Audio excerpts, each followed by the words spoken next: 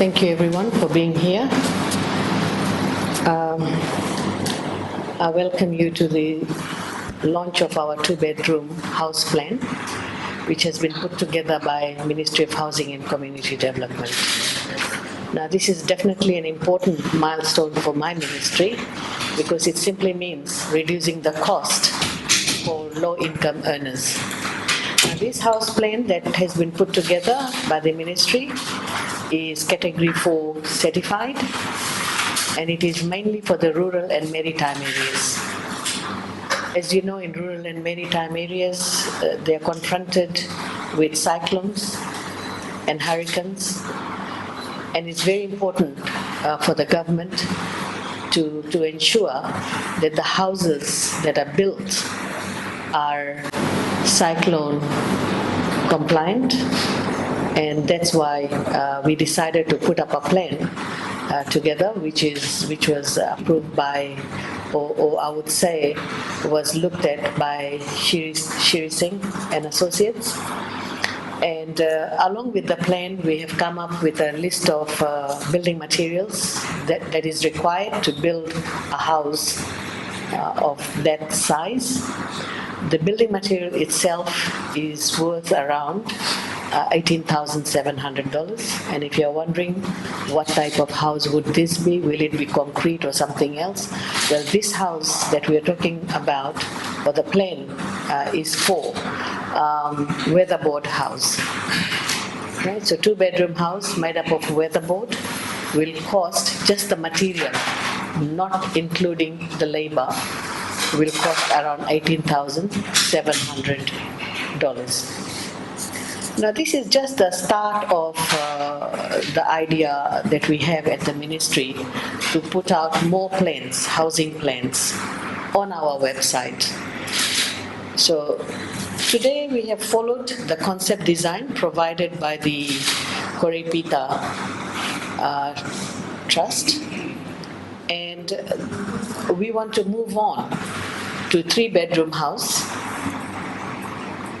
so that people don't have to hire architects or engineers for the engineering drawings, and they can save that money.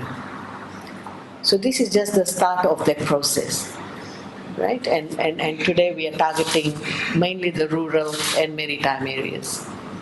But time to come, we will be targeting the urban areas so that urban dwellers can go to the Ministry of Housing's website and they can download a three-bedroom house plan with all the drawings, with all the material listing, and even the price of those materials, and so forth.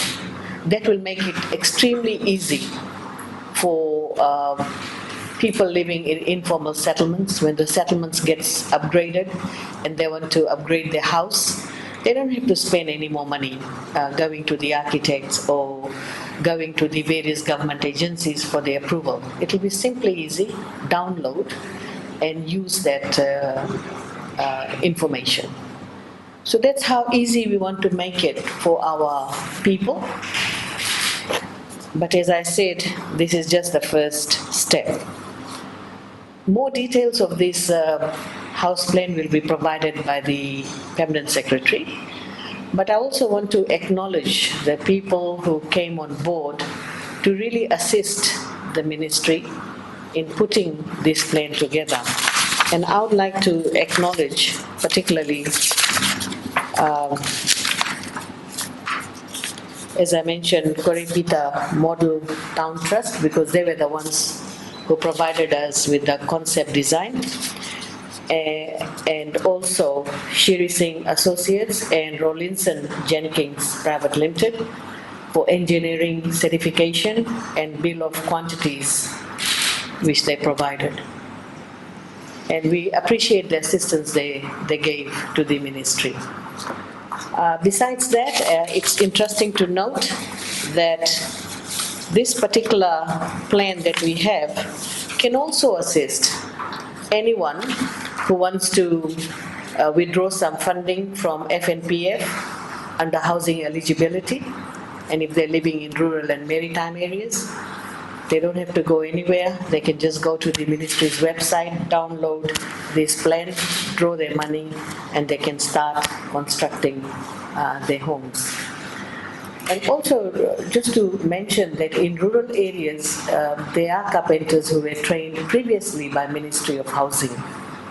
So there are trained carpenters in rural and maritime areas which they can tap into to complete their two-bedroom house.